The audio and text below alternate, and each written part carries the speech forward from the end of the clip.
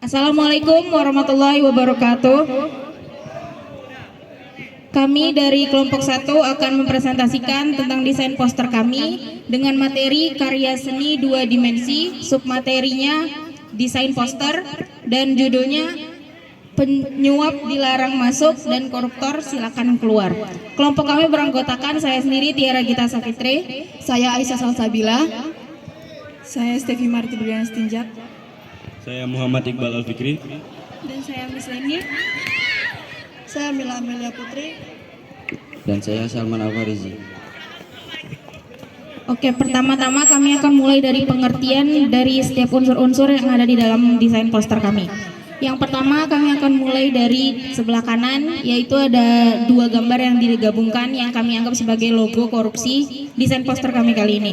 Yaitu ada pria yang berjubah hitam yang kami anggap sebagai koruptornya, lalu ada bloody hand atau tangan yang berdarah. Ini kami anggap sebagai tangan-tangan para pahlawan dulu yang sudah berjuang memerdekakan Indonesia, tapi malah dikhianati oleh orang-orang koruptor seperti ini.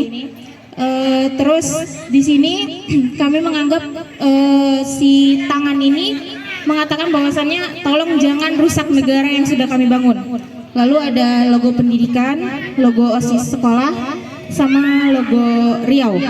Selanjutnya di atas ada gambar 4 pejabat atau 4 orang yang mempunyai gelar dan jabatan di Indonesia, yang kalau ibarat kata pepatah ini tuh selempar batu sembunyi tangan. Jadi ini tuh seperti kelakuan koruptor yang selalu melakukan suap, sogok, korupsi dan segala macam hal kriminal yang lain. Lalu masuk ke judulnya, yaitu penyuap dilarang masuk, koruptor silakan keluar. Ya, ini kata-kata yang sebenarnya harus dibacakan dan dikumandangkan ya di Indonesia, karena kami tidak ingin ada koruptor jenis apapun di Indonesia. Lalu ada petikan atau saran atau tamparan mungkin untuk koruptor-koruptor yang kadang nggak ngerasa kalau dirinya korupsi, yaitu dalam demokrasi tidak ada ruang untuk maling uang rakyat, tidak ada ruang untuk maling uang rakyat. Sekali lagi, tidak ada ruang untuk maling uang rakyat. Lalu di bawahnya ada 2 gambar.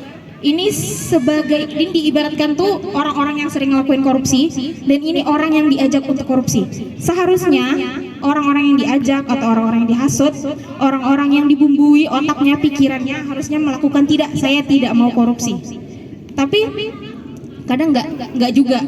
Malah orang-orang tuh mungkin berpikir, oh ya udah korupsi aja, uang negara kan banyak, uang rakyat kan banyak. Rakyat di Indonesia ini kan 200 juta. Uangnya emang kalau diambil segini ngaruh? Kan enggak, mungkin pikirannya gitu. Lalu di bawah ada tagline atau hashtag atau tagar dari KPK yang katanya berani jujur hebat, tapi udah didengar-dengar kayaknya sekarang mulai beredar berani jujur pecat. Oke, sekian pengertian dari desain poster, mungkin bisa beralih ke sebab akibat dan solusi. Penyebab terjadinya korupsi dibagi menjadi 2. Yang pertama dari faktor internal atau dari dalam diri individu.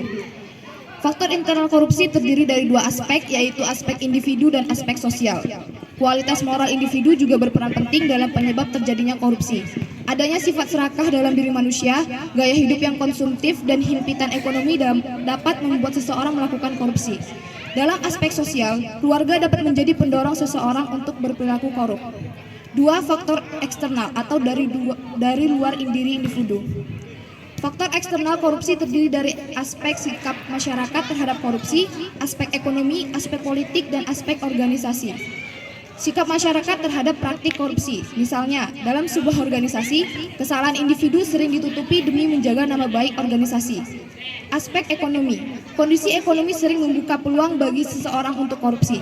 Pendapatan yang tidak dapat memenuhi kebutuhan atau saat sedang terdesak masalah ekonomi membuka ruang bagi seseorang untuk melakukan jalan pintas, dan salah satunya adalah dengan melakukan korupsi.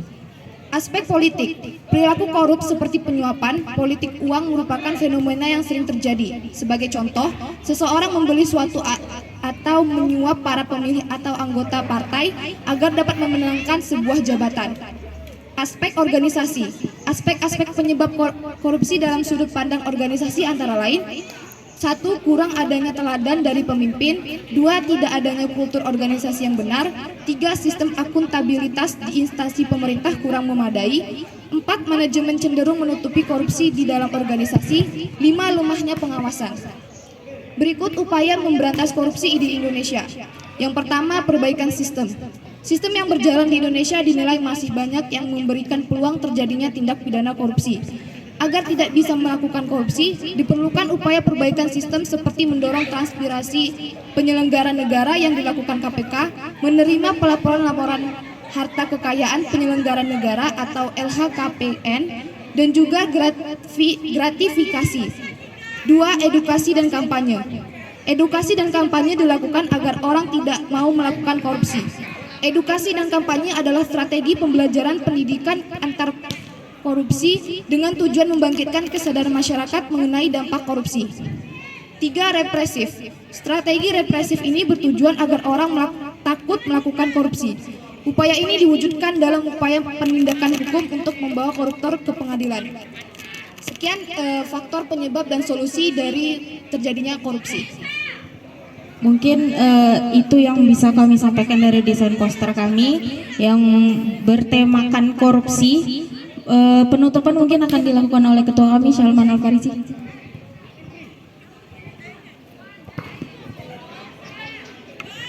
Itu saja hasil dari presentasi kami. Bila ada kekurangan, kami mohon maaf. Kesepian tanpa kekasih. Sekian, terima kasih. Assalamualaikum warahmatullahi wabarakatuh.